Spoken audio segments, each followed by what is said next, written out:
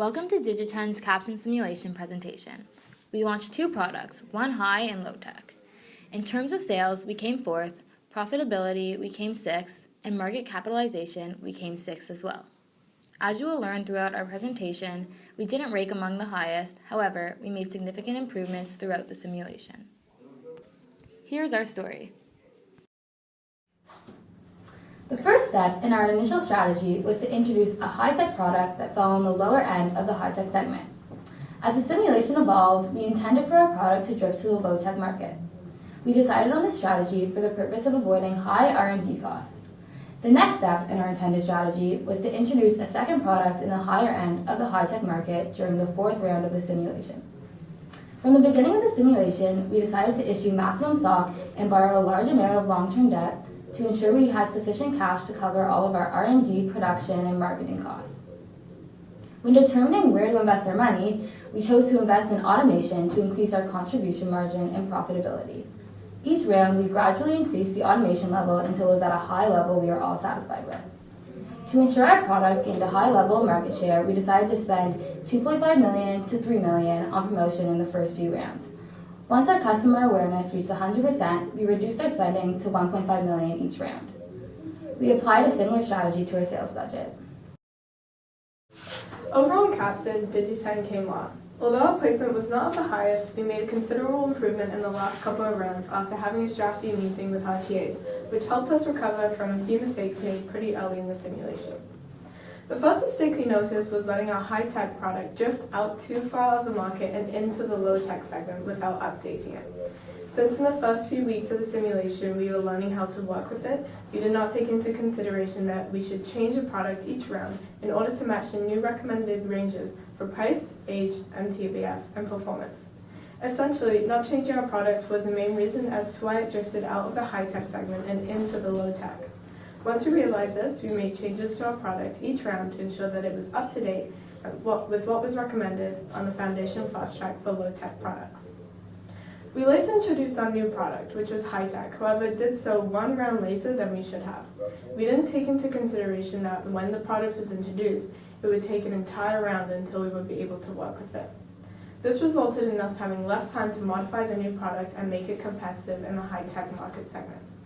However, we learned from our first mistake with our original high-tech product that we needed to update our product each round. Thus, we ensured that our new high-tech product was within the recommended ranges of price, age, MTBF, and performance. Lastly, our group always consistently performed well in the customer evaluation and accessibility section due to the fact that we invested a fair amount of money into our promo and sales budget at the beginning of the simulation, $2.5 million in both budgets to be exact. This gained a fair amount of customer recognition. Although we changed the values throughout the simulation, we managed to maintain excellent customer awareness. Since promotion is one of the 4 Ps from the marketing mix concept, it is an incredibly important factor to consider when selling a product on the market, hence why we initially invested a fair amount of money here. With these evaluations and modifications, we are able to improve our standing in the simulation and in turn, brought in a lot more revenue than we had in earlier rounds. By the end of the simulation, Group10 was finally getting back on its feet. Now, how would Group10 become the #1 sensor selling company? It will take 4 easy steps. Right now, Group10 is focusing on lower-end products at a very low price. Once it sees its margin profit become positive, Group10 should retire around 2 million stocks in order to increase the stock value. Next, Group10 will have to increase their R&D cycle for all of their current products. This will help them stay competitive at every single round and not lose the advantage. Following this, Group10 should introduce 2 new products, one in the lower end, one in the higher end. This will ensure that Group10 has a larger market share in both segments.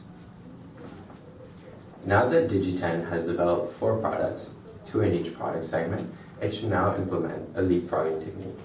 Now, the leapfrogging strategy is very simple. The way it works is when 2 similar products targeting the same product segment alternate one another on separate rounds, while one is competitive and the other one is obsolete. There were 3 takeaways that emerged from the end result of our company, Group10. To begin, R&D is the utmost important factor that would have benefited our company, as we often neglected where our product is positioned on the graph. We should have anticipated the shift that would have occurred each round and taken in consideration of the positions of the other companies, whether or not they would produce a better product or otherwise, could influence our market strategy for the next round.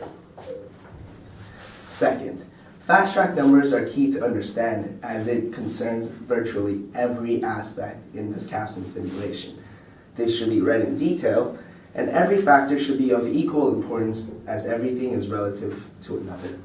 For instance, a shortfall of return on sale or a large carryover of products left in the inventory will directly affect our net profit.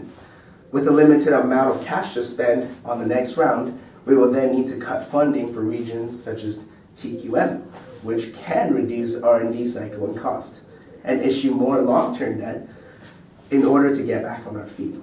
Regardless, not understanding them could lead to less market accessibility and customer awareness. Lastly, we learned that seeking for help was just as important as trying to win rounds. Sometimes admitting is the first step.